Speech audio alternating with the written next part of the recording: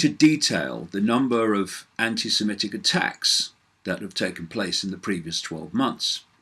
And every year, the media report those figures and politicians respond to those figures without putting the source of the figures into context. So I'd like to put that right for once. Here's one story from this week. Anti-Semitic attacks highest in 34 years after Labour row.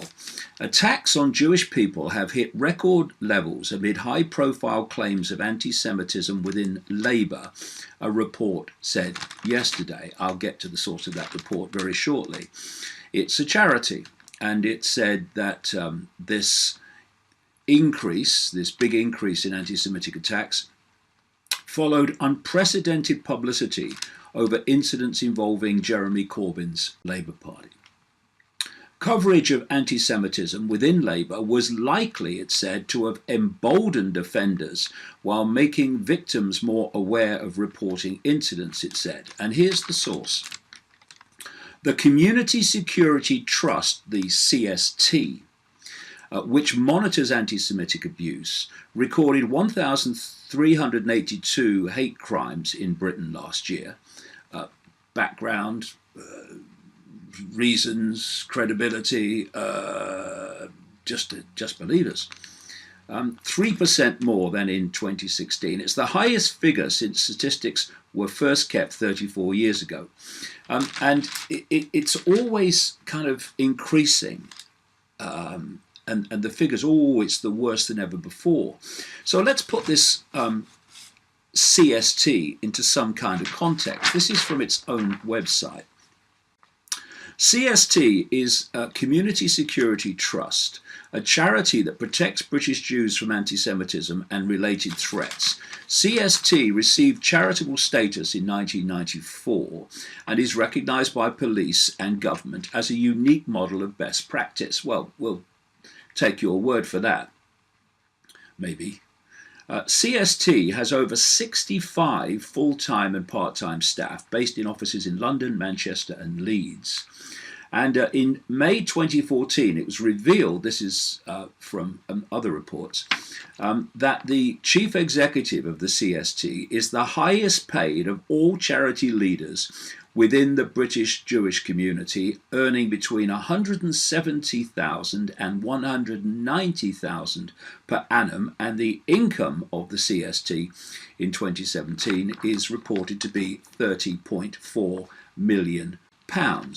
The founding chairman of the organisation is Gerald Ronson. The Ronson that was one of the Guinness Four, so named for his involvement in the Guinness share trading fraud of the 1980s.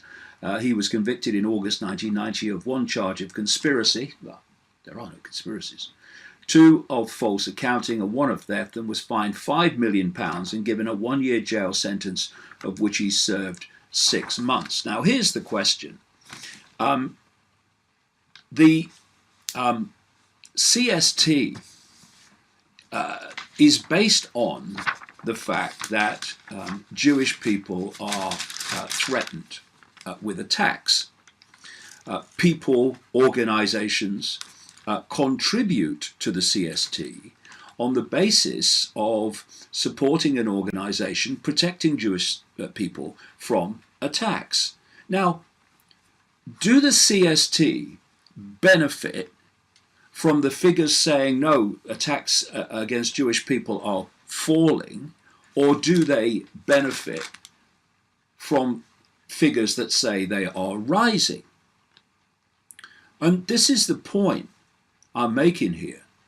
If you're going to issue figures for the number of anti-Semitic attacks, and you're going to take them as read, and you're going to make political statements about them, then you've got to put into context where they come from, and the fact that there is a major potential benefit from the organization issuing the figures and compiling the figures on the figures going up year on year.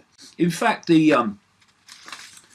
The Jewish press has questioned the CST. In 2011, a number of articles appeared in the British weekly newspaper, the Jewish Chronicle, that sought to question the work and functioning of the CST. Dr. Gilbert Kahn of Keene University in the USA took the view that British Jewry did not need a CST because British Jews paid taxes to the state for their physical protection and could therefore depend on the police.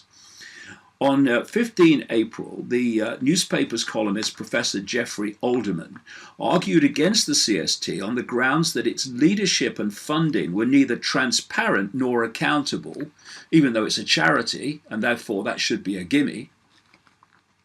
Alderman returned to the subject on June 10th when he speculated that his doubts about the CST and its work were more widely shared.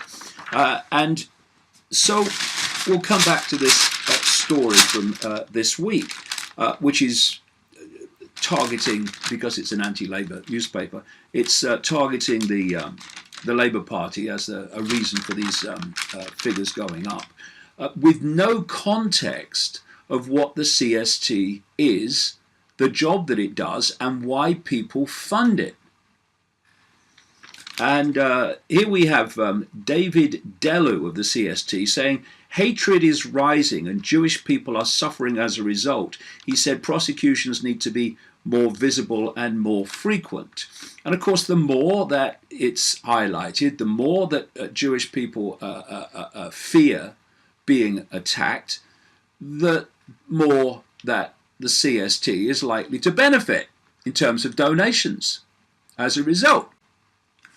And then we've got the Home Secretary, Amber Rudd, welcoming the report without any context and adding even one incident is one too many. Well, yes, it is. But why are we taking figures from an organisation that benefits from the perception of Jewish people in Britain being in danger? Why aren't we having them done by an independent organisation that does not have any benefit from whether the figures go up or down? Then we have Andrew Gwynn, the shadow community secretary, the opposition party, and of course this virtue signalling is everywhere you look.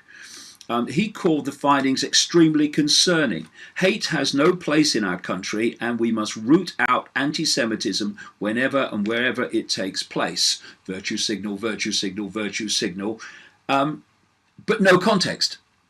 And then finally in the report, Stephen Silverman of the Campaign for or Against Anti-Semitism, and Silverman's organisation has tried again and again to have my voice silenced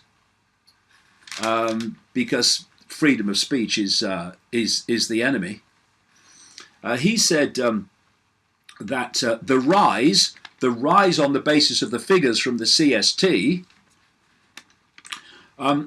was due to the spread of anti-Semitic conspiracy myths originating from Islamists, the far left and the far right. Well, it's quite a spectrum then, which society is failing to address, as evidenced by the ongoing disgraceful situation in the Labour Party.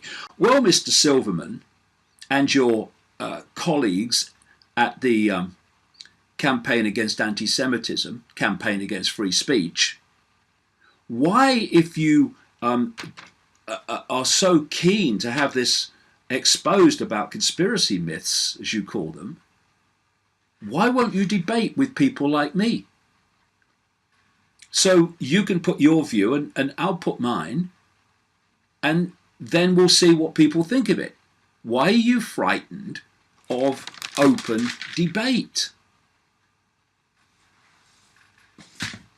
Because this is not about protecting Jewish people. It's about protecting the agenda of those who claim to protect Jewish people. An agenda that is, at its core, simply about silencing any criticism, not of Jewish people, but of Israel and its far-right Netanyahu regime. And to have these figures parroted by the media and politicians when they come from an organization that benefits from the concept, the perception of there being a danger to Jewish people, is absolutely outrageous. And the reason an alternative media is desperately needed. An alternative media, these people are equally desperate to silence.